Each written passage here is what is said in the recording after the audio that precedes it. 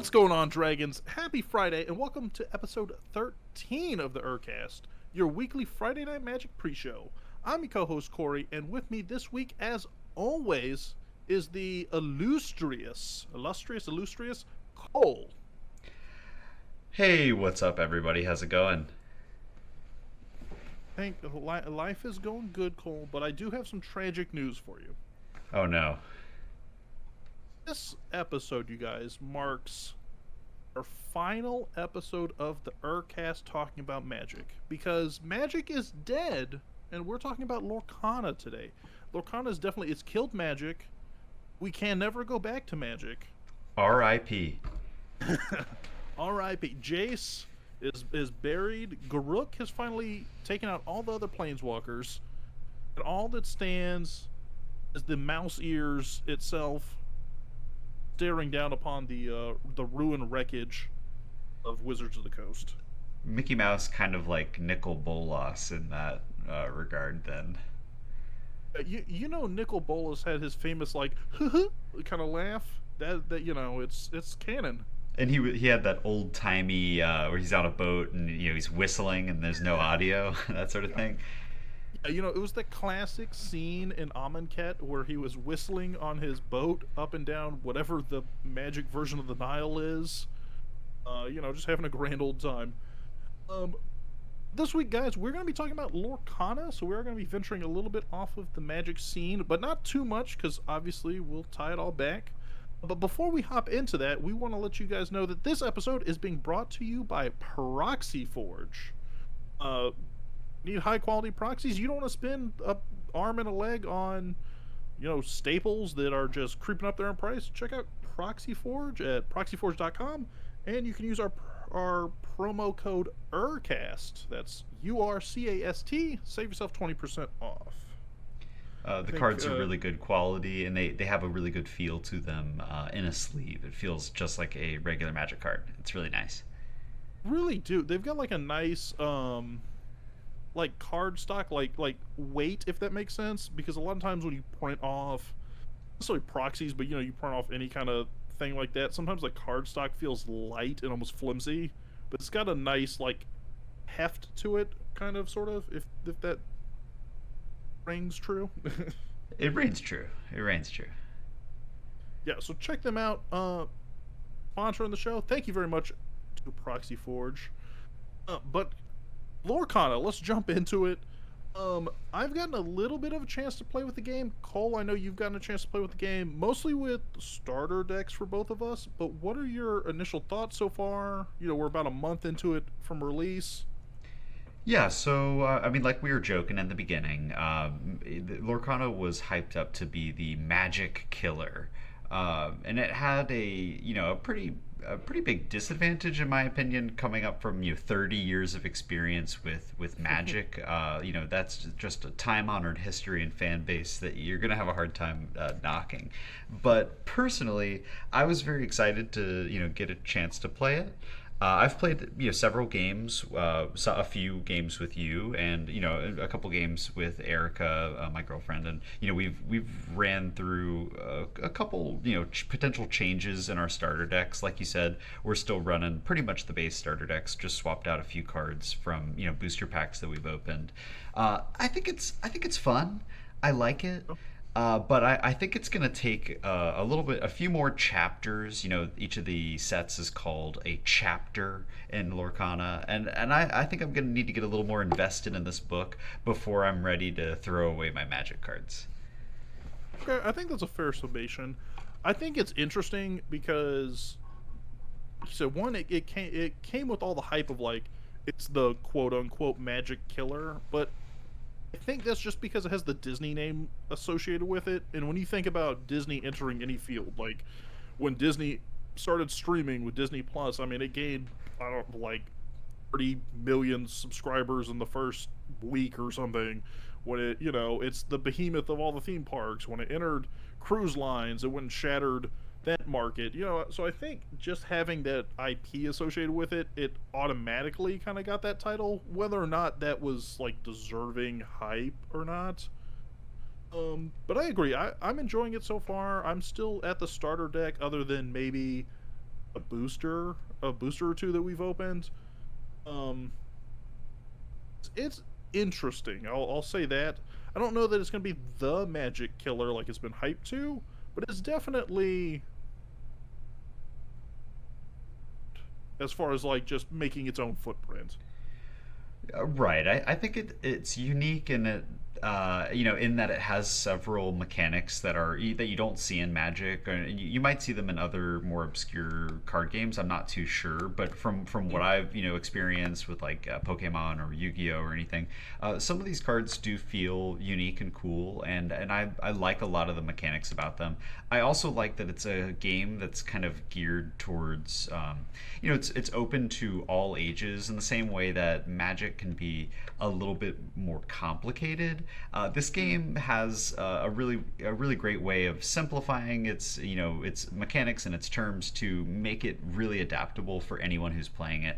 And I think that it helps for younger people, but it also is really helpful for people who are interested in playing a TCG, but maybe they've looked at a Yu-Gi-Oh card and seen that paragraph of text and just been immediately turned off. Or Magic, having everything on the field, it can be a little bit hectic when you're newer to the game. So I think that this is a really great intro to TCG, either collecting or just playing. Yeah, I think that's a fair point because you're right. When you look at Yu-Gi-Oh, I mean, the biggest joke. You and I have played Yu-Gi-Oh before, so this isn't like we're coming from left field here. But the biggest joke outside and within Yu-Gi-Oh is how do you read these cards? Because if you think Magic cards get convoluted with their rules, Yu-Gi-Oh is like I somehow shrank down a novel and crammed it into a text box. Magic, of course, its biggest hurdle is the fact that it's got a massive rule book. It's got so many keywords, and it's just such a complex game. Because there's so many different styles. There's like so many different win cons, different things like that. That it's just very hard to maybe jump in without feeling overwhelmed. This does a Absolutely. good job. I think this does a good job as like especially I don't think it's too handholdy. Let me say that. I don't think it's too handholdy, but it does a good job of making it digestible where you're not like, man, somebody threw me directly in the deep end. Um Right, and especially if you already have history with other games like Magic, you can kind of see the parallels between these two games. Like a lot of the keywords are, similar, but with different pseudonyms like evasive and flying and things. Kind of like you can easily deduce yeah, what a like lot of these there's I think terms it's mean. rush is the other one for haste. For haste, right? Hmm. So I think you I can agree. you can come in with not as much knowledge of Lorcana, and as a Magic player still whoop some tail. Mm. Yeah, I think if you're a Magic player, you're gonna definitely shift into this game really easily. It's very digestible from that standpoint. Um, so the game itself. So just like a quick overview. So everybody, what was it, 60 card deck, 50 Right. card, 60 card, 60 card deck. It's a max 4 copies. So very similar to Magic in that regard. And your goal is to get to 20 lore. So you send your characters out on like questing, and your individual characters that would be your creatures, so to speak, in a Magic term, go out, and they each have a lore value. It's usually like 1 to 3 or 4. I'm not sure if there's anything above 4. I think the highest I've seen is a 4. But you kind of essentially send them out. They go and get your lore, come back, and you're racing to get to 20. But there are also other win cons in the sense of like mill is still a thing. Well, I don't think it's like as effective right now, just due to the card pool. Right. And Now, then you're I just want to mention real quick. I looked it up, and it's minimum 60 cards. You can go over 60 cards, and you could slam down a 99 card deck and pretend to have a commander. you know that that meme of the two judges where they walk in the tournament and they've got like the deck box between the two of them. It's the largest Yu-Gi-Oh deck that has Yeah. ever been, yeah, competed with. I So, am familiar. so you could have that like hey, I'm carrying the entire first chapter of 4 copies of each card, and then I guess just proceed to stall out. As long as they don't get to 20 lore, you just stall out the game. Well, I do have one problem for you. You couldn't do the whole set because there's a restriction on the colors of the card. Isn't that right? Oh, yes. You're right. So the deck building standpoint, there are 6 colors in this. They're all mineral based or I don't know, gemstone based. So you have sapphire, ruby, amethyst, amber, steel, and emerald, and you're limited to 2 of those. Now you could go 6. I think you can go monocolor, to be honest with you, but you're limited to 2 max, and then you can mix and match within your 60. So it doesn't necessarily have to be 30 and 30. Yeah, I think you'd be probably at a disadvantage as of right now playing monocolored because right when you're playing Magic, you are reliant on the colors of your mana to be able to cast your spells, and so your ratios are a lot more important. You want to kind of be concerned about how you're splashing cards and how you're going to be able to cast those cards of a different color. But with Lorcana, all of your mana is the same color. So even if you were doing a mono, like let's say a mono steel deck, you could splash like a singular ruby card and have it be a ruby and steel deck, and not have any sort of changes to your consistency as far as like playing goes. But then you're going to see an improvement as you kind of take out some of the worse steel cards and slot in the better, ruby cards or emerald cards or Yeah, of whatever you want to course. do. Um, which brings, I think, is one of the more interesting things about going into this game because the way they make resources. So if you're looking at your card, certain ones have an emblem around their cost. Shows you that you can ink it, which is what they call, I guess, like landfall. I don't know how you put it. Like instead of putting a land in play, you ink 1 card per turn. Um, so it's interesting in a couple standpoints. Like one, like you said, you're not restricted in the sense of mana fixing, because once you put 1 card down as an ink, that is any color that you need it to be. You're not sitting there going, "Oh, but I just put down a mountain, but I really need an island because I only have blue in my hand." That you don't have any of those restrictions. But I think there's an interesting dynamic. I'm curious what you think about this. I think there's an interesting dynamic in looking at a card and making the decision of, do I want whatever that spell or creature is, like whatever that ability or effect is, or is it better to sacrifice that to make it into mana, therefore not have access to it, but allows me to have access to other cards? Yeah, so I actually made a pros and cons list for kind of my similarities and differences between Lorcana and Magic, and I put that interaction of the mana base at the top of my pros list. I really enjoy that part of the game. Often you have such a perfect, okay, in Magic you're pulling that top 7. Oh, it's the perfect hand if you only had one more land. But with this, it feels like you get those perfect hands a lot more because you can kind of sub out your less optimal, your suboptimal cards for and use them as lands, and then keep your better cards around, or just be able to play something on curve, and then you get to a point where you can try to refill your hand and go from there. But then you're drawing cards, and it's not like you're looking for that one more mana. You're way more likely to find that one more mana because most of the cards in your deck can go into your inkwell. It's almost like it's teaching you to read the situation better. You like read, okay, in this moment, let's say your card is a draw spell or your card is a creature or something like that. It's almost like it's training you to go, do I need an extra creature out here so I can either be more aggressive in attacking or be more aggressive in questing for lore, or do I not necessarily need that right away? Or if this is a draw spell, is my hand enough that I can sacrifice having that a long-term gain of maybe getting out a 5-6 ink cost card, you know? Right.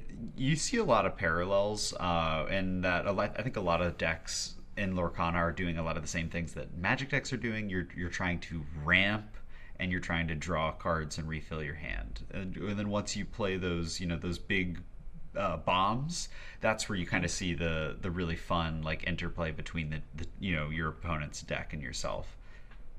I think it's by using that as your resource mechanic, like where your card is the resource essentially. I don't want to say, because I'm a Magic, lover. I don't want to say I think it's better than having land, but it is, I think, more enjoyable in the sense that you have more spells, like more spell options at the ready. It's almost like if you drew a hand of 7 and went, okay, I've got 4 spells of whatever kind, and then 3 MDFCs or whatever the variation is. That's exactly right. So I really like that. Um, Also, I'm a big fan, by the way, of the fact that they started this game. If you look at the design of the cards, that you look at Magic, right? Because original Magic was 1v1. A lot of the cards are written in a way that's like your one single opponent or your this one player does this, and then as time has progressed, they've intentionally written cards to say like each opponent or target player, things like that. This game has started from the get-go about designing and writing their cards in a way where you could sit down and play the same game of Lorcana with 2 players, 4 players, 8 players if you're really, desperate to sit around and not do anything between turns. But I like that it's kind of like openly designed that you could have as many players at the table as you're willing to have a game of. Yeah, I think that's actually one of my favorite things that I noticed when I was reading the rule book is that they are extremely open to you playing, with as many players as you want. I have a lot of fond memories of when I first got into Magic, like slamming some, 5 or 6 or God forbid 7 or 8 player games, and this is, not dissuading you from that, but it does keep the cards open-minded to multiplayer and encourages kind of that. I think we could see a commander-like variant of Lorcana in the near future. Yeah, and it's almost like it's opening itself up for that because you and I are both commander first kind of players when it comes to Magic. Now I'll dabble occasionally into things like modern and stuff like that, but for the most part, I would say 99% of the time we're playing commander, and I like that this is setting itself up for that. So maybe in a year, maybe 2 years after they've gotten 4 or 5 chapters down the line, a large enough card pool that someone makes some kind of commander variation. I mean, quite frankly, I think if you slammed it'd have to be like a named character. I wouldn't be opposed to running a simulation after this podcast. Other interesting mechanics I that have jumped out to me like right away. Shifting. Uh, um, Sorry. Shifting for those of you guys who are not fully aware.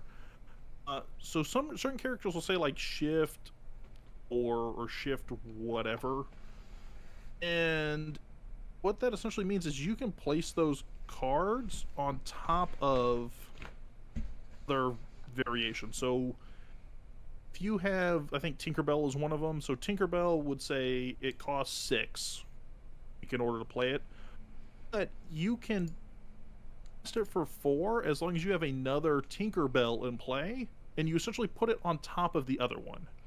And then so you sacrifice your other creature for this newer, bigger creature. Yeah, now the advantage to that is like you're adopting or you're inheriting all the abilities from the creature. So things like it doesn't have summoning sickness when it comes in shifted. Um, Now damage, of course, is inherited as well, so damage is sticky in Lorcana. I do like the fact that I could sit there and go like, hey, I built a deck where instead of paying, you know, this larger cost, I'm playing a lesser cost and trading off my creature. That, to me, jumps out as very interesting. It reminds me a lot of, like, Mutate in Magic. It's very similar to Mutate, yeah. Um, but this also jumps out as me as, like, when you look at Lorcana, a lot of their things appear to reference other TCGs. And this first thing you got to jump to is Pokemon, right? Like Pokemon has evolution. The Pokemon TCG has evolution. I don't know if it's still around, but like Digimon back in the day has like Digivolving. It's kind of like in the same vein. Magic has Mutate.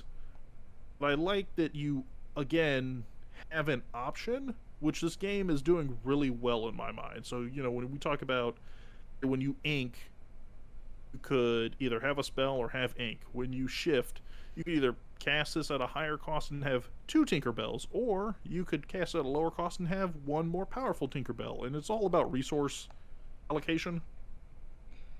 Yeah, because there's times that you're really just looking for like an ETB ability, and you don't necessarily care about having 2 creatures. Like maybe you're right on the cusp of victory, and you just need to cast that deal 2 damage to target character on ETB, enter the battlefield. That is, and so it's a lot of like variants, like you were kind of saying earlier with the MDFCs. It gives you options for all the cards in your hand, even the cards that you might be like, oh, I'm not going to be able to play this, for at least 3 more turns with the way I'm ramping up.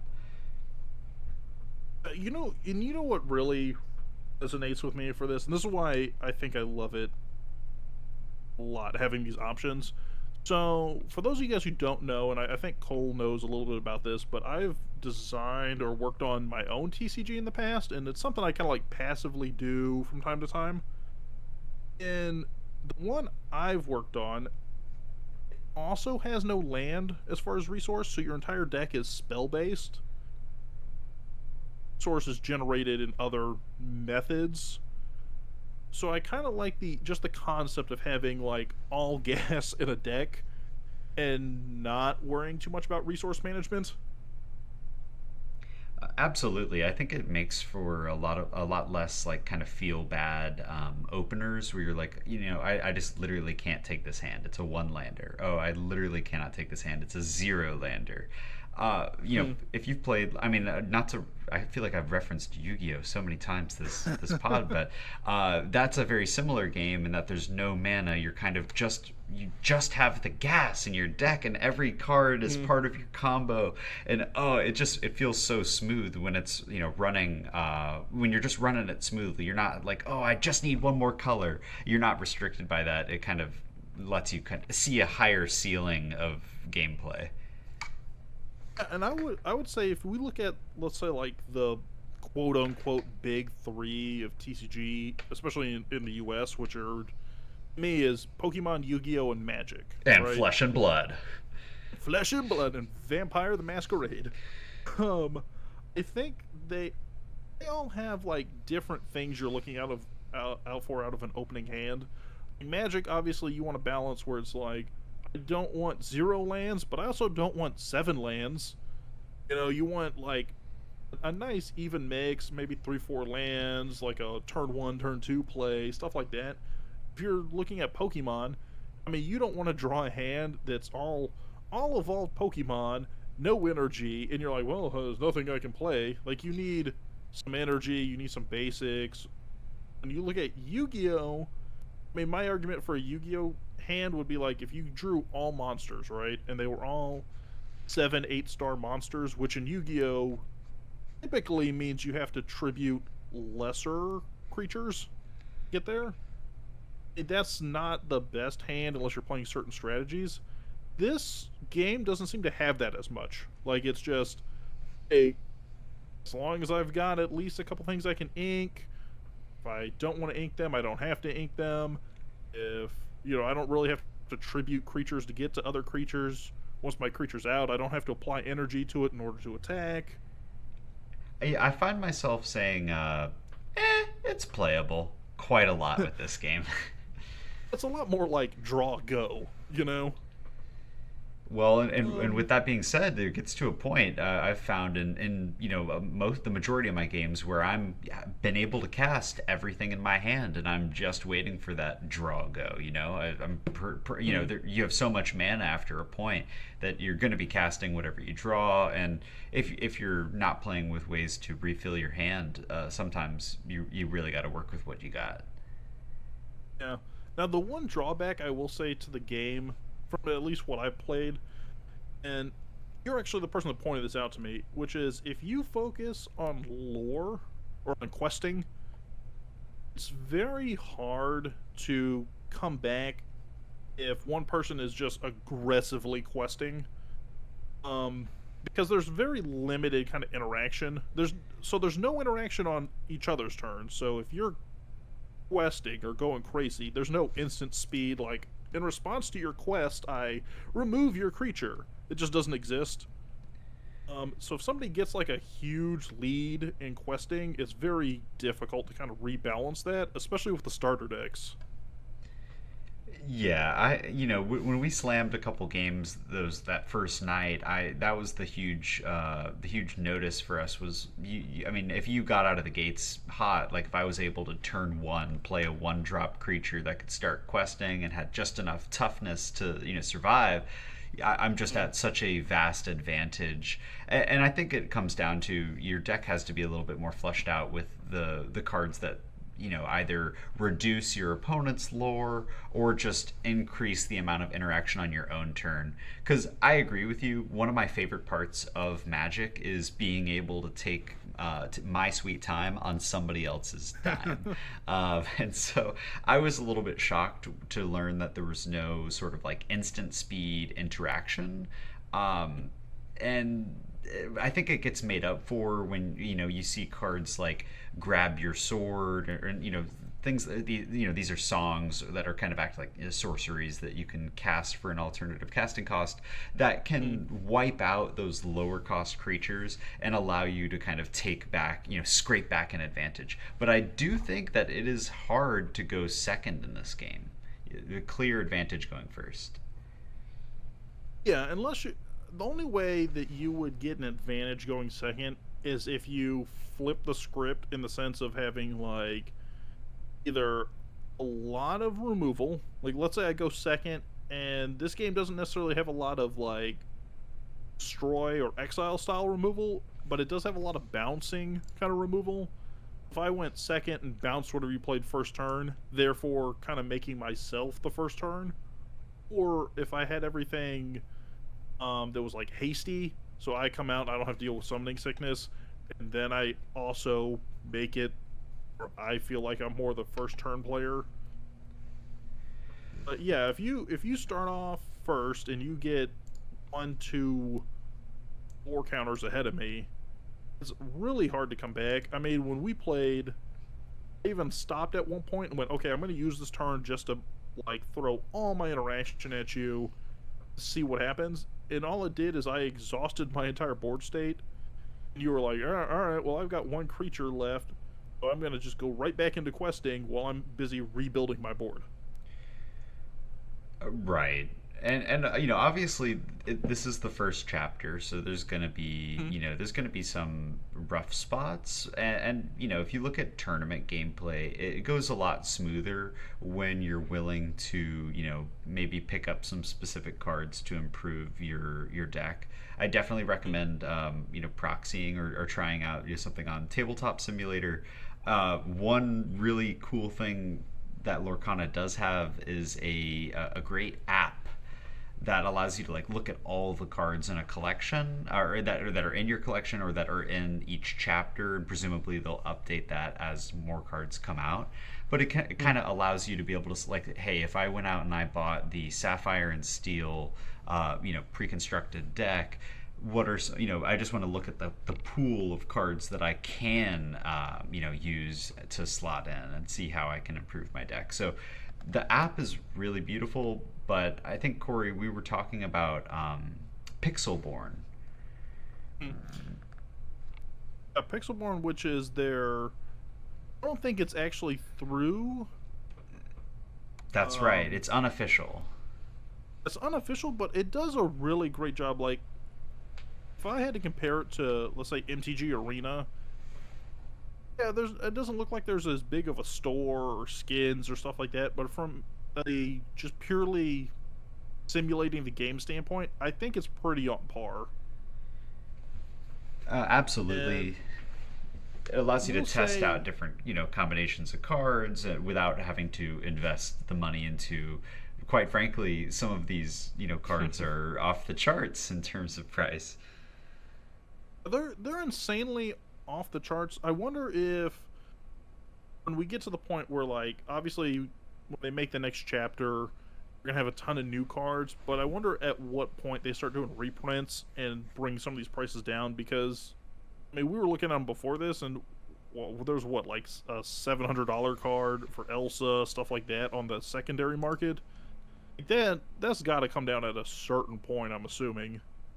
Yeah, I think one of the pros of what Lorcana did is that they kept a lot of these cards at like good, at rarities all throughout. Like there's great cards at all rarities, Hmm. but they of course do have the coveted enchanted rarity, which they're extremely rare, but they are all, like you said, several $100s each.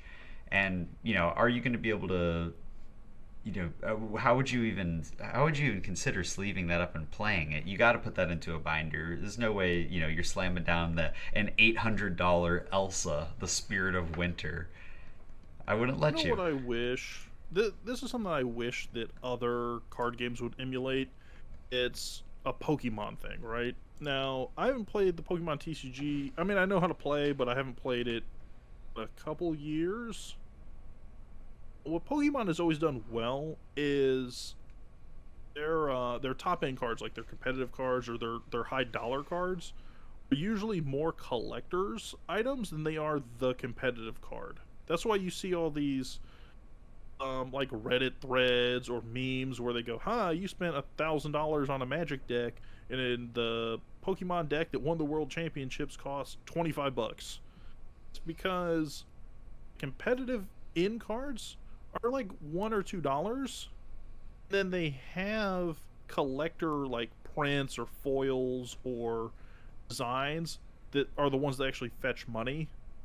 You can get a base unfoiled, shatter frame, whatever Charizard for only a couple bucks and slot it right into a deck. And then if you want to get the $200, collector's print, you could do that too. But you're not like shoehorned into it.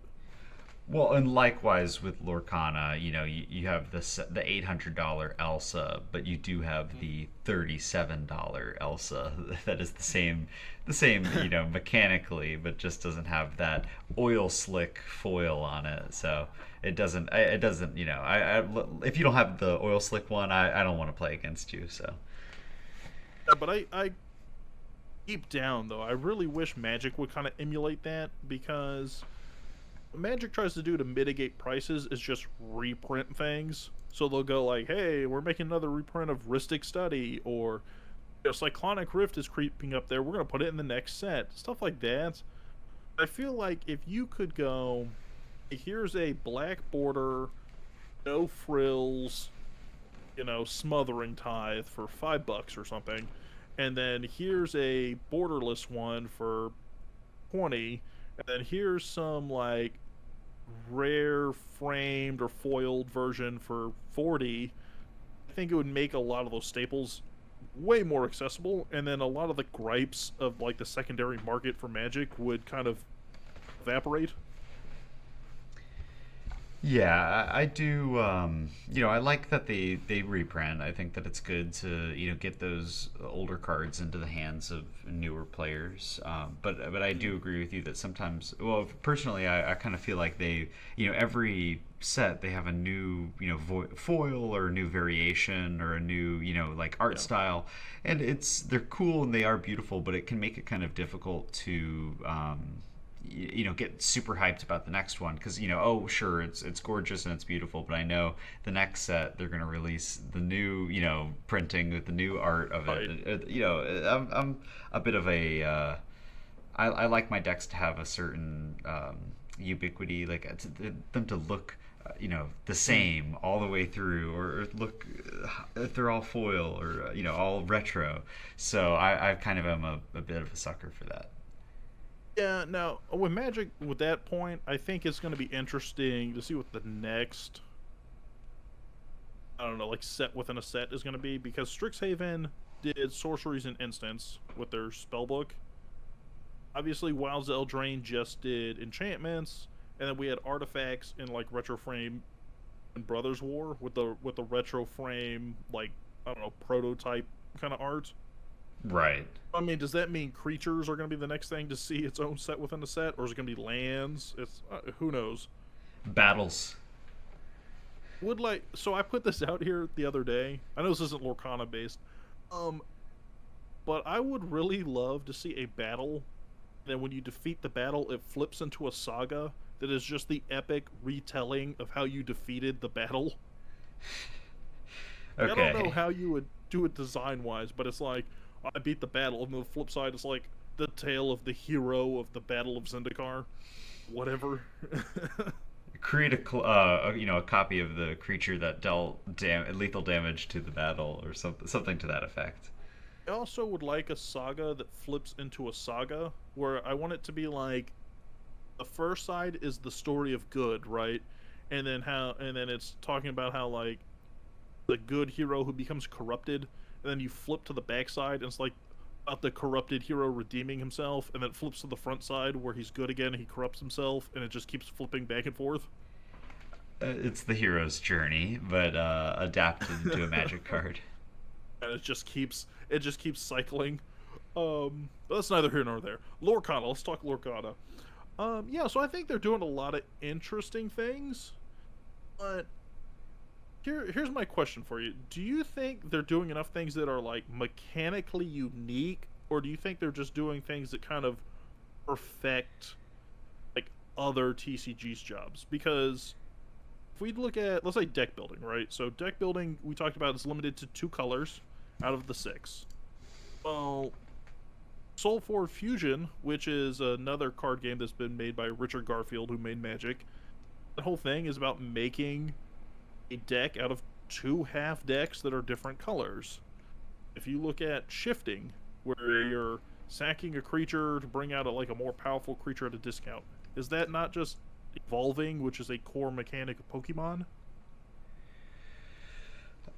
Wow. Well, yeah. I mean, I think okay. Well, that's going to be the one problem you have with probably any TCG is that you can look at any mechanic and say, oh, well, this was just like how it was in the 2006 rendition of the Transformers TCG, or you can. Sure. It's hard to create something that's 100% new and unique. I do think that Disney has such a huge IP that it can pump out characters that we know and we love and that we've seen the stories of them on the screens while we were growing up, and so they can kind of focus on that for a little while they get the hang of the mechanics. I really like the song mechanic, which we briefly mentioned earlier, but they're basically sorceries that your characters or your creatures can sing for free, provided they have a high enough CMC. So, for instance, a really big card here is called A Whole New World. Each player discards their hand and draws 7 cards. It has a mana cost of 5, or ink cost of 5, but a creature or a character that has a CMC of 5 can sing it for free for the price of tapping. So you get kind of an advantage to having those decks that have both like creatures with high costs and sorceries with high cost. I do like it because it kind of gives you this cutting edge advantage in some matches when you have a really great creature and a really great song. But I think that Yeah, I've seen. it is mechanically unique. I do think that that is very unique, and I like the idea because I've seen some gameplay where you've gone, I'm going to use my ink to make, let's say, I think it's Bell is the classic, or I want to say classic even though it's new, but to bring out Bell, and then Bell to bring out a whole new world. You Sure. just kind of like snowball one into the other, and you can essentially bring out two very powerful pieces, because Bell is a very useful piece as well, with one like mana pool. Almost like if I went, okay, I can tap, I don't know, 3 mana to play, a creature, and then I can tap that creature to turn that same 3 mana into a big spell, and suddenly, I've gotten a Jessica's Will plus, a Krenko, plus I've got 3 mana out, and all for the same lands being tapped. Well, their ink has to dry before they can sing, I believe. Actually, if I'm correct, and I could be wrong, but I do not believe their ink has to dry to sing, because you're tapping it, or whatever the phrasing exactly is for this one, via the singing ability. I could be completely off on that one, but I believe that's how this one actually works. Do you know your ink has to dry to use its own ability? Oh, well, I have this. RAW rules as written states that characters interplay in the ready position, but you cannot do anything with them until your next turn. You need to wait for their ink to dry. It says currently you cannot use a character to sing if they were just played. Judge. Yeah. So that's how the game's played. I like what they're doing on certain things. There's other things I think, we could work on a little bit. But what I also think is that it's time for us to take a break. So we're going to take a quick break. When we get back, I want to talk about where the future of this game lies. We talked about what we kind of think, pros and cons, but how does it fit into the greater landscape of TCGs? So we'll take a quick break. When we hop back in, we'll keep talking about Lorcana and just where we think it's going, what do we think its future is on the landscape, and go from there. So we'll see you guys in a minute. Hey guys, we're back. Thank you for hanging out with us. We are talking Lorcana, and over the break, Cole and I were talking, and the one thing I realized I did not mention, and I absolutely hate about this game, is everything to do with drawing cards outside of your draw step. It's too expensive, it's too clunky, and you find yourself top decking, I think, basically after the first, I want to say 3 or 4 turns. Yeah, I mean, I was kind of talking about it earlier. I feel like if you play everything on curve, if you're using your cards as mana, which you should be doing, you get to a point pretty quickly where you've run out of fuel and you're relying on drawing that one perfect card. And sometimes these cards, they want to do a looting effect, which is magic speak for drawing and discarding, which is a very powerful effect, but with how often I find myself having no cards in my hand, sometimes your choices are a little more restricted as to what you want to discard. Yeah, it's a powerful effect if you have a big hand, right? Because if, let's say in Magic, right, if I had, I don't know, 10 land down, so I go, I don't really need more land at this second. You draw and you go, oh man, I just pulled my Haymaker spell, and you look at your 7-card hand and you discard a land, you feel great about that. But when you're top decking and it's like, all right, I'm gonna draw a card, but guess what? I have to discard the card right away. Like it's why even draw the card at this point? Because there's no, like, there's no huge base of graveyard recursion in this game, at least not as of yet. So it's almost like, oh, I'm just doing it to mill myself and throw cards away. Right. So you kind of need those mass card draw effects, or something that's less card draw but it's consistent. So we were looking at a couple cards. I think the big one that we were talking about was Magic Mirror, which you pay 4 lore and tap it, and it is a it stays on the board permanently. It's a item, which is similar to an artifact or kind of like an enchantment. But you can pay 4 and tap it to draw a card, which is a pretty tough rate. But when your hand is empty, 1 card for 4 lore seems like a really good deal to me. Seems like a good deal when your hand's empty, sure. My problem with this is, like, my experience, probably tapping out a game somewhere in the to 10 lore, or in your ink. You're gonna have 8 to 10 ink in your inkwell, unless you're doing some kind of ramp build. So if I'm paying 4 of it off the bat to draw a card, that means whatever's my deck that I'm drawing has to have a low enough mana curve, or I'm stuck waiting the whole next turn without being able to utilize it. So that's a big struggle for me, that I think Magic's figured out, and hopefully this figures it out just as the card pool grows. Yeah, I think you're exactly right there. It'll be as the card pool grows, you'll see a little bit more consistent access to card draw and all the different, ink colors. And that's something that makes the game just function so much smoother. And it might get to a point where it's considered a fast-paced card game at that rate.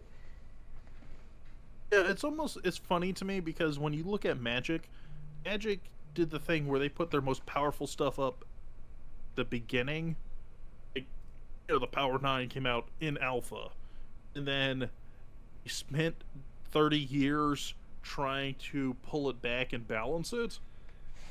And now I think they've struck a good balance where you've got good speed pacing, but there's not everything's free, so they've kind of balanced the power creep a little bit.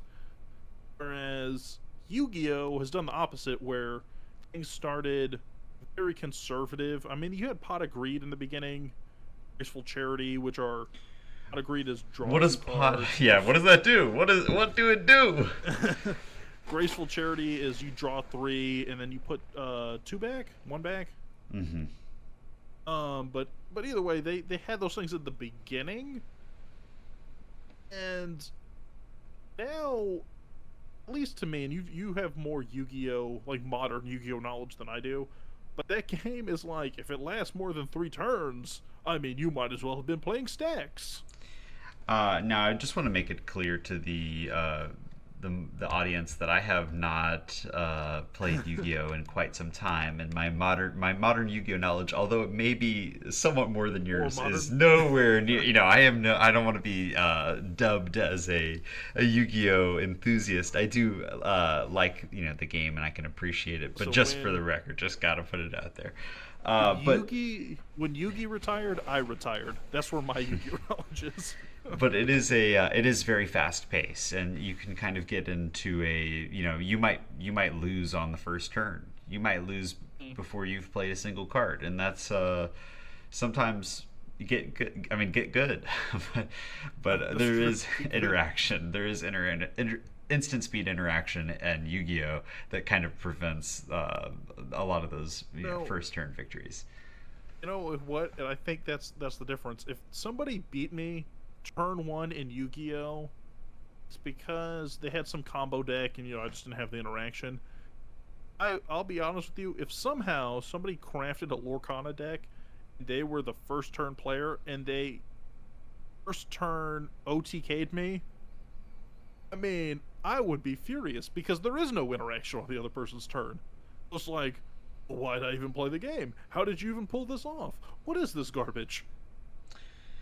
It can be a little bit flabbergasting, and especially if you're a newer player, to sit down against somebody who is a more enfranchised player that is gonna, turn you into Swiss cheese before you've even finished shuffling. Mm. That can be a bit of a kick in the shin. It might send you away from competitive Lorcana or competitive Yu-Gi-Oh. But it is cool when you think about it to see something going that fast. So I kind of wonder, like in this game though, did they see those kind of issues, and then they went too conservative in the beginning? Like they're like, hey, in order to draw a single card, first you have to play ink to get the magic mirror out. Then once it's out, you still have to pay another 4 ink and tap it in order to draw a single card. So you're like, 7 ink deep in this sucker. Right, it is definitely a big investment of lore. I mean, it's telling when the best card draw spell in this game, I would say, is a whole new world, which is essentially Wheel of Fortune. So everyone's discarding and then drawing 7 cards. So if you have less than 7 cards, you're at like a net positive.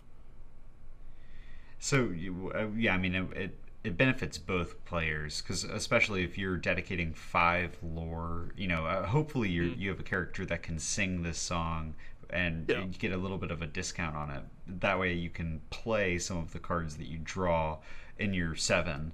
But I think that's kind of what you're hoping for here with a whole new world is that you're casting it, keeping your mana open, and you have 10 or 7 to 10 mana that you can spend.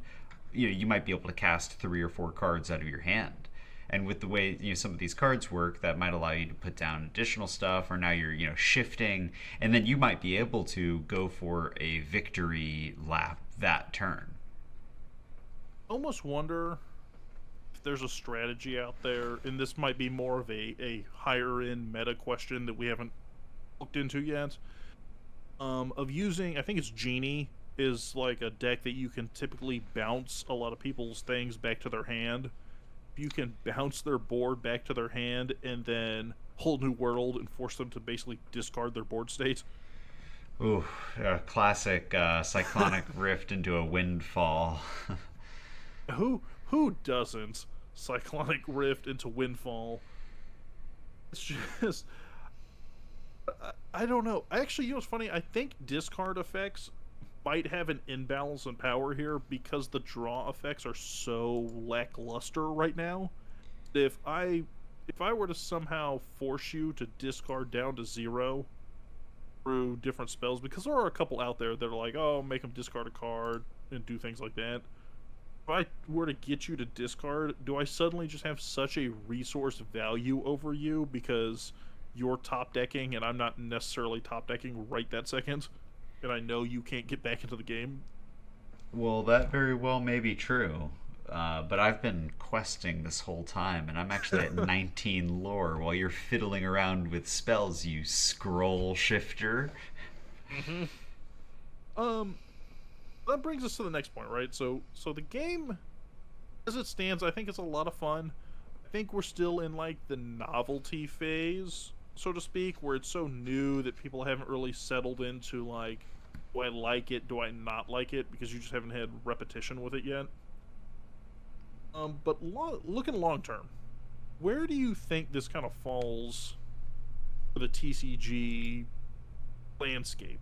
Like, is it do we look at this in 5 years and go, hey, it's now the big four? You got your Yu-Gi-Oh, Pokemon, Magic, and Lorcana, or does this kind of fall into that secondary tier of like your Flesh and Bloods, your Soulforge Fusions, Your One Piece TCG. your One Piece, your DBZ, all those kind of things? It's tough to say. I don't want to be the guy who says, "Oh no, I don't think it's gonna pop off," and then 5 years from now be looking like a fool. So I think I would have to imagine that this game, being that there's so many fans of Disney, it's just so accessible, and it's gonna continue to snowball in popularity. I think it has a lot of young people who are playing it, and then it has a lot of like older people who are fan or not older, but like adults that are fans, grown up fans of Disney that are going to There's that classic There's that have the classic loyalty. shuffleboard and Lorcana league going Exactly. on. And I think when you're talking about the future of Lorcana, it has to be stated that Disney owns Marvel and Lucasfilm. So Mm. I can't help but imagine that there will be a time where you're able to play with Star Wars characters, or your Sure. Marvel Infinity War booster pack. Like I'm not afraid of a future. I am afraid of a future with those sort of cards, but I think it only has room to grow, and the Disney universe is just ever expanding. So they'll always have characters that they can expand upon. And I think looking at those outside the mainstream Disney franchises, like your Marvels, your Star Wars. I mean, even if we go deeper into Lucasfilm, you've got what Indiana Jones, things like that. They own the Muppets. If you really want to go deep, I think if you look at a Star Wars or Marvel release, that would have to be on par, if not bigger, than Lord of the Rings and Magic. I mean, as far as a huge IP, just hey, here's a set dedicated to Star Wars coming out. Right, and in a similar sense, it sounds very familiar with the Lord of the Rings set that came out in Magic being such a huge success. I have to imagine that when Lorcana, maybe if it starts to fall out of the public eye, this is kind of a parachute that they can pull and grab the millions of Star Wars fans around the globe that are they could even time it with a release of a new movie. I mean, there's so much that they can do to keep people on the hook if they're willing to kind of get out of the Disney classics, Yeah, demographic. and I would even say this, like, you talk about tying in with the release of a new movie. What they do really well, and history has shown us that Wizards of the Coast does not do really well, is timing like cultural touchstones. And look, there's one very simple example you have to look at, right? Battle for Baldur's Gate was supposed to come out with Baldur's Gate 3. It was supposed to come out at the same time, and they were separated in reality by like what, 2 years? And you actually, if you were looking at the price trends of a lot of cards from Baldur's Gate, a lot of the legendary creatures have shot up in price because Hmm. people started playing Baldur's Gate and fell in love with these characters. So it does seem like a bit of a missed opportunity for sure. And I mean, because we spent the last 2 years playing with cards, going, oh, I wonder who like Will Blade of the Frontier is, ha ha ha, because no one knew who that character was. And I think Disney, with everything you can say about Disney being like such a monolith in the entertainment industry and such like a mega conglomerate, one thing they do very well, and I think this is something that very few companies do very well, is they line up their IPs like, just they know, hey, when the movie comes out, the merchandise hits, like the backpacks are coming out as soon as the movie comes out, so are all the toys, so are all the action figures, the video games. Like, they know how to line that sucker up perfectly. That's something that, like, if we look at big companies, I mean, Disney does it very well, Nintendo does it very well, because when a new Pokemon game comes out, they've got that TCG ready to roll, and it's few and far between. I don't think Wizards of the Coast has gotten there yet. I do I agree. I think again, Disney does kind of have the advantage in that regard because it's such a cultural touchstone. I mean, it's a name that everyone has heard of, even if you're not a fan. It's Mm. you've heard of it. You've probably seen a movie, or you've at the very least watched a couple of their shows. Um, so they definitely have the marketing, and not to say that Wizards is a small company that can't afford to I mean, properly they made market it. $1 billion And last year. to be honest with you, I've been seeing promotions in IHOP, but they do a lot of like arena promotions. You see Little hot Hot pocket Pockets, action. exactly, exactly. So I can't say that they aren't somewhat in touch. I mean, a Hot Pocket demographic is very similar to the Magic the your Gathering your demographic. hot pocket Chandra flame color demographic. I mean, it's the Venn diagram is basically a circle. Right. But yeah, but I think we can both agree. Like Magic, yes, I think in the last year or two, Magic and Wizards of the Coast as a whole, because I'll even say with D&D, they've done a lot better of a job marketing their IP. I mean, you talk about like Stranger Things and Critical Role really put D&D like a cultural map that it wasn't before. Um, and they just had a D&D movie release not too long ago.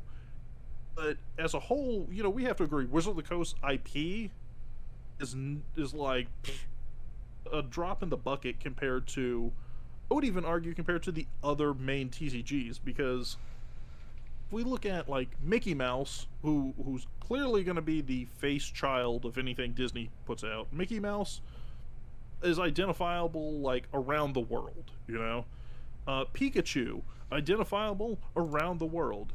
And I would say even Yu-Gi-Oh, as far as a casual person, Yu-Gi-Oh characters like Yugi, Iba, Pegasus, Dark Magician, like those main kind of designs are probably a lot more recognizable to the casual person outside the TCG space. And like, I showed you a picture of Nicol Bolas, or I showed you a picture of, an Eldrazi. Right. I mean, you might have heard names in passing, but it definitely is there's just a level of unknown that people who have heard of Magic, sometimes they even think you're talking about like performing magic tricks, and Sure. sometimes you have to specify, no, no, no, no, I don't. I meet up with my friends and I play Magic. I don't do magic. The Gathering. And what I think the difference is when we look at the other ones, they've ingrained on people since childhood, because you grew like, especially in the U.S., right? And for you and I mean, we live in Florida. We live like an hour and a half from Disney World. I mean, Disney is a very large footprint in our local area. It's also, when you grow up in the U.S., I mean, Disney and Pixar movies are super prominent, in your childhood. Pokemon obviously came out in both our childhoods in the late 90s. Yu-Gi-Oh had an anime series that ran for the longest time and was really popular in the US, as well as, Japan and things like that. And Magic's never really tempted to reach out into those areas. Well, I think you give it enough time, and they're going to be released. I mean, they have such a beautiful story and such amazing, story arcs that they put a lot of effort into. I could see. I almost think I've heard rumors of like a Netflix show that they were going to do something in regards to it. Like, I could. I don't think it'll be too long before we have some sort of MTG media that can be consumed on Netflix. Mm.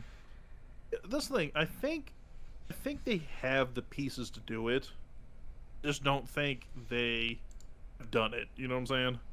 Right. Like, I think they've got the characters, they've got the story. I could easily see something like you said. Give me a 10-episode Netflix series that's like about the Gatewatch, and you just go, here's the planeswalkers that are on it and their adventures, or something like that, right? Or I had a conversation with another creator maybe like a month ago, where we were talking about how Disney Plus has I Am Groot, and it's just little short cartoons about Groot, 5-10 minute shorts. You could do the same thing about Fibblefip. Fibblefip's lost. Where's he at? And it's just a little 10-minute adventure of Fibblefip wandering around plains, and it's a little cartoon. There's Whistling things they and could do. driving a boat down the Nile. It's just how he's perpetually lost. And there's things they could do, they just haven't done it. Now,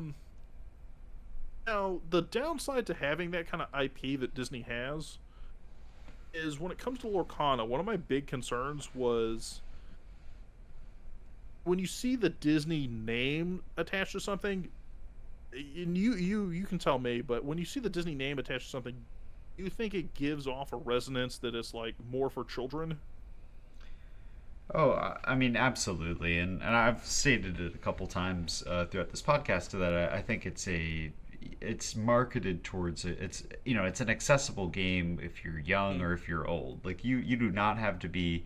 You can get the concepts. It's not it's not so childlike that anybody could pick it up, but it is a well. I mean, anybody can pick it up, but it's not so childlike that you're not going to have a fun time with it. But it is a simpler game as of right now. Hmm. I mean, it's a simpler game, but what I mean is like when you look at Disney as a brand, right? If you're a parent and you're, oh, I'm gonna find a game for my kid to get into, my 8-year-old, 10-year-old, whatever. If you walk into a store and you're like, I don't know, they said they're into trading card games, and you saw something that had like My Little Ponies or SpongeBob slapped across the top, it could be the most complex, like from a game design standpoint, it could be the most complex, in-depth, challenging card game, but because it's got SpongeBob and Patrick across the front of it, I feel like there's going to be a certain demographic that just goes, oh, this must be geared towards this age group as opposed to looking into it any further. Absolutely, I think that's a big hurdle that Lorcana. Is Lorcana going to be the magic killer? I quite frankly don't know because of that reason. I think a lot of people who play Magic are so yeah. Magic just has kind of a more adult feel to it in that the character Mm. art is sometimes gory. It's sometimes the lore and the everything surrounding the context of the game is a little bit more mature, and so I Mm. think it's easier not only to justify like, oh I play a card game, it's a Magic the Gathering, it's Wizards of the Coast, if you've heard of Dungeons and Dragons, that sort of thing. You can kind of explain it, not that that's something to be embarrassed about that you're a Sure. gamer or a TCG player, but it's a little bit more difficult to maybe say, oh yeah, I play Lorcana. It's a Disney game because you're kind of worried about being put into a box of like, oh, Disney is a little bit immature. It's which it might very well. I'm not gonna make an enemy of Lorcana fans right here right now. So I better shut up. But, Well, but the I reason do the reason think I yeah. ask, right? The What's reason up? I ask is because that's been like commonly. I was in like the Pokemon community for a while doing content and stuff like that before I got into Magic. And with the Pokemon TCG, that's been commonly something that like drags it down for an older audience. Now, yes, is it a simpler game than Magic? Yeah, 100%. Like it's a much more like basic understanding of a game, easy to pick up. But if you're older, or let's say like an adult, I would say 25 plus kind of area, there's a definitely a negative connotation when you go to events and things like that of like, oh, look, this game is for 10-year-olds and that person's not 10. So I know that there have been a lot of people that have played it, since it came out in the late 90s, early 2000s, and they played all their childhood, and then once they got to adulthood status, that they've kind of shied away from it because they don't want to come off as like the creepy adult. And I'm hoping that that doesn't happen for Lorcana, but I'm kind of like nervous about that. Well, I'll tell you that I've seen the local, the friendly local game store that's pretty close to me. They've had a couple of Lorcana tournaments, and it was a pretty wide age range. It was a lot of people have been showing up to them. I think it's a new game. It's exciting to kind of be like on the frontier, emerging card game because you can, Yeah. nothing's been cemented as meta or nothing's been, you're kind of able to figure it out for yourself. So I Mm. think that it has prospects for people who are looking to get into a game that is going to be popular, and as well as it's a game that you can play with your family, that you can play with your with anybody. So I think it's although it may be it's an interesting question that you've posed, but I do think that it's an advantage and a disadvantage.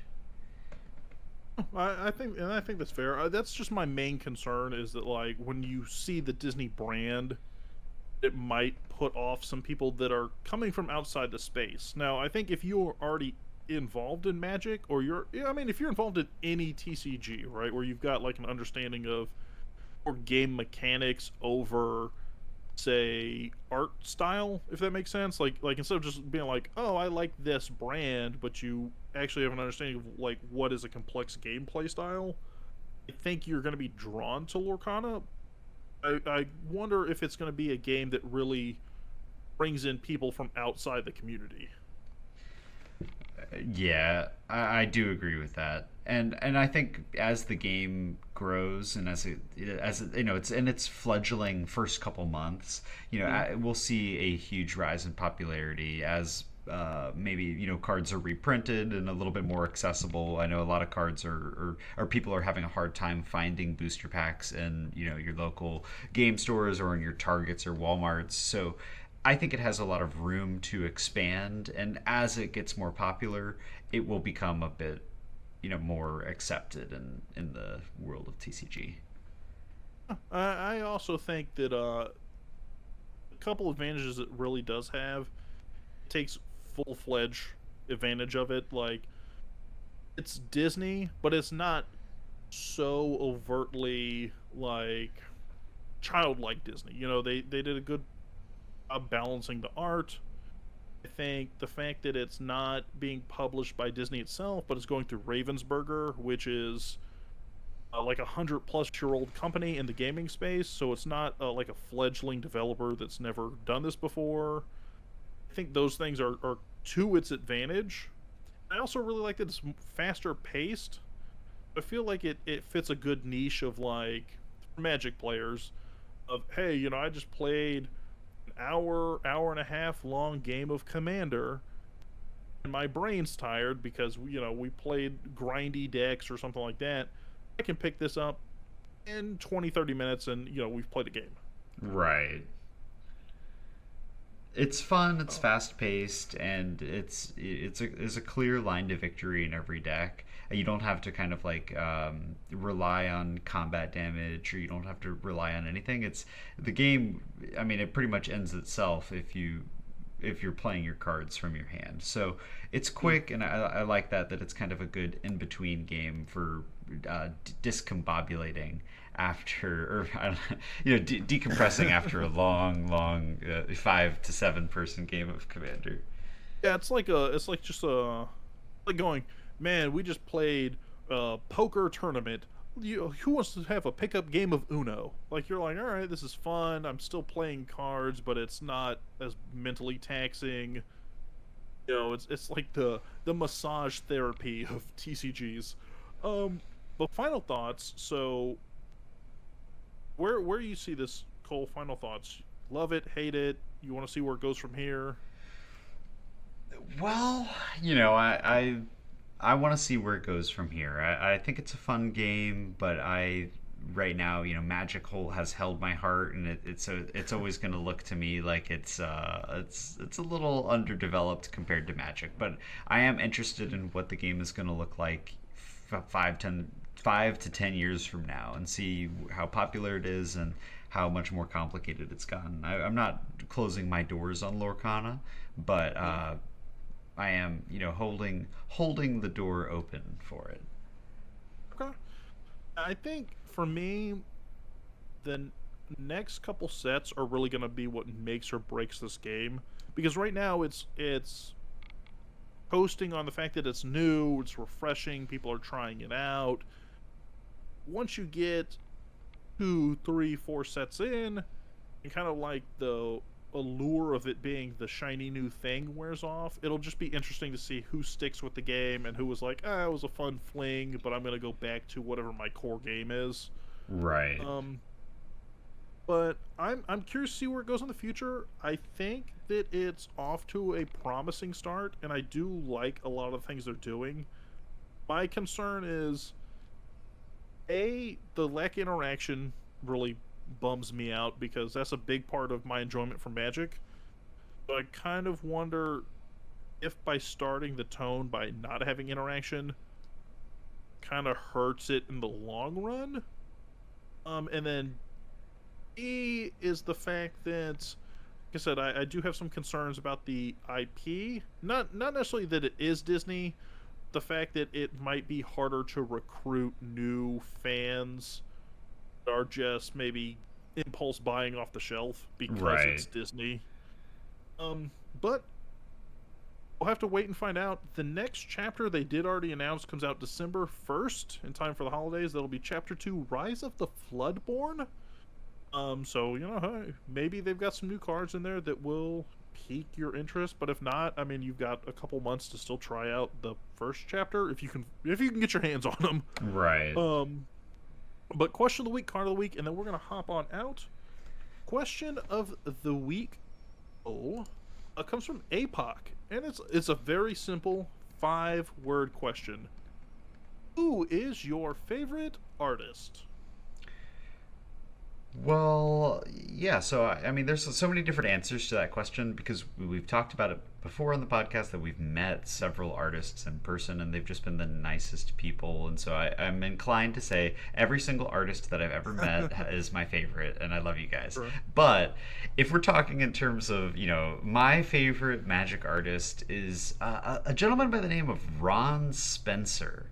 And he has just this absolutely visceral style of art that's very, it explodes off the card. He's done some cards that you would definitely know, things like Bone Shredder if you've played any games against me, or, maybe something like Brainstorm from the Double Masters set.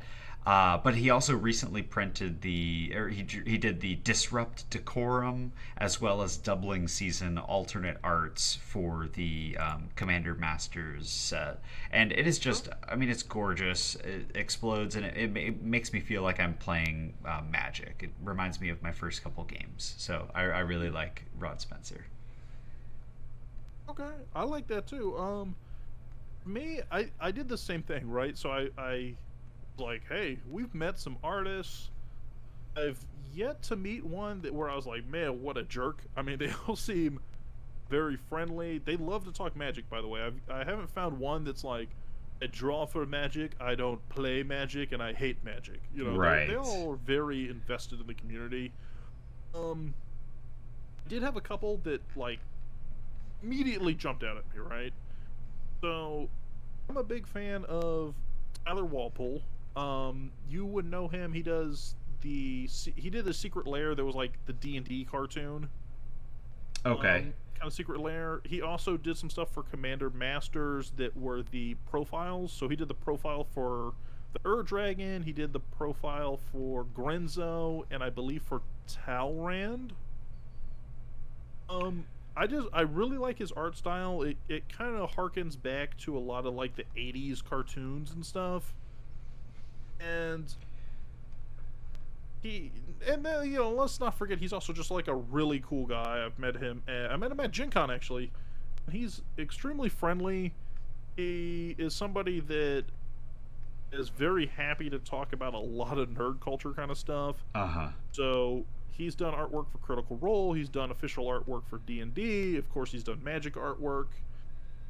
But he also, as it would happen, did the artwork for one of my favorite cards, and that is Emberwild Captain. Okay. Which is like enters the battlefield, become a monarch, and then if an opponent attacks you and you are the monarch, and Emberwild Captain deals damage equal to the number of cards in their hand. So it's sort of like a disincentive to attack in red, the monarchy, which is always a lot of fun. But he ranks up there. Guy I've met, super cool.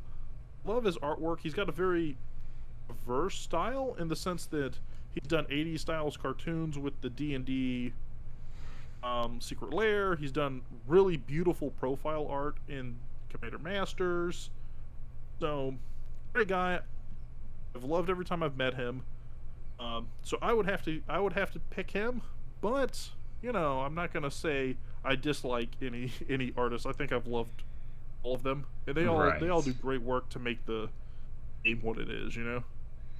That for me, a huge part of the game is the art, and it helps me immerse into the world of Magic the Gathering. So I'm very grateful for all the artists, and I love all the art that they produce. I don't hate any cards. Just kidding. I have some preferences, but I think that's so much variety, and it's really cool. I would really like.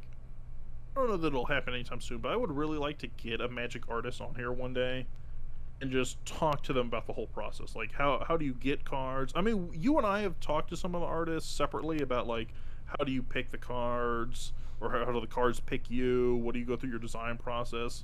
But I think it would just be interesting to sit down with them for an hour and like pick their brain about it all because like I said, they all love Magic, and if you played the same game and all the art was like hideous and you didn't like it, I don't think the game takes off the same way it has for 30 years. Absolutely. I think the Um, variety in the art style evolving with the game is a huge part of what makes Magic so easy to get into. and I mean, and that's also why I think a lot of cards you could look at and instantly know what that creature is. Like if I showed you the artwork of Krinko, or I showed you the artwork of Soul Ring, I mean, you instantly know what that is without the text. Right. Ironically, just another side tangent. We at Gen Con we met Mark Bear, who is the artist for Smothering Tithe. My wife and I did, and he heard me explain to. I was telling my wife like, "Oh, you would know him. He did Smothering Tithe." As we're approaching the booth, and he Uh huh. heard that, and his instant response was, "Yeah, people either love me or hate me based off of that card because they have such a like visceral opinion of it." Everybody's seen that card and just groaned, so it's like it's instinctual. Yeah, but I just love the fact that he's so aware of like, listen, if you played Smothering Tithe, then I'm your favorite artist. If you've played against Smothering Tithe, then I'm so sorry. You know, Right. Which, I mean, imagine how the guy who actually designed, or woman, I don't know, who designed Smothering Tithe must be. That's why their name can't be attached to that card because people would really find them.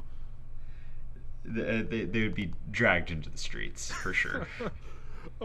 Hey, but APOC, great question. I know it took a couple weeks to get to it, but thank you again for watching, submitting your question. I do think hey, five words in a question, but an amazing thing to talk about nonetheless. Oh, card of the week.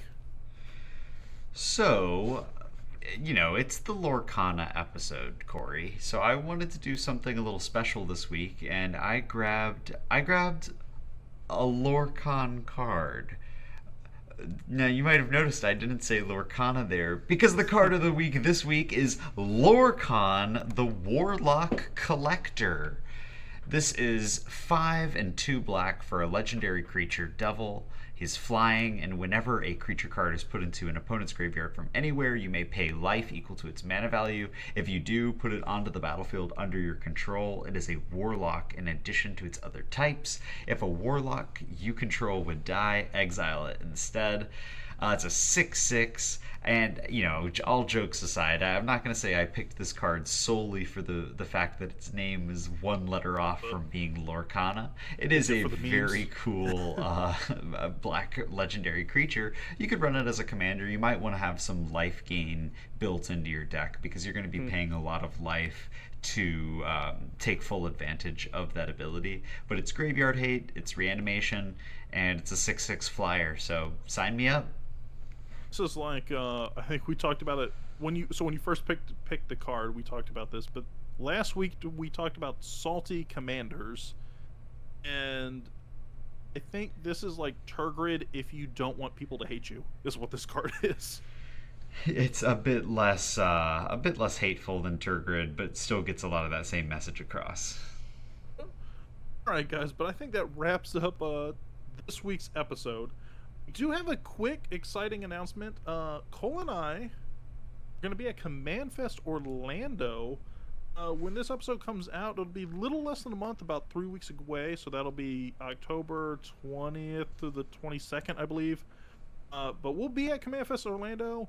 primarily on that Saturday. So if you see us, feel free to come say hi. Challenge us to I almost said like challenge us to a duel, but we're going to Magic and not Yu-Gi-Oh. So challenge us to a command, war, a battle. I don't have no idea. A game Challenge of Elder us. Dragon Highlander. Only one may stand. By the way, I don't. This is another just weird thing. You know when they say only one may stand, Uh-huh. like game nights and stuff like that. I want to be on that show one time, just so when they all say only one may stand, I can say only I may stand.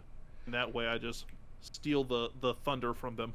And everybody And else promptly- is forced to sit down immediately. Yeah, and then I promptly come in 4th place. Check us out at Command Fest, guys. We don't bite. I mean, Cole bites a little bit, but it is only a flesh wound. Well, hey, yeah, if you see us, say hey. We're always down for a good game. You could, finally get a chance to prove how not that toxic Atraxa is. It's toxic. But you can also follow us.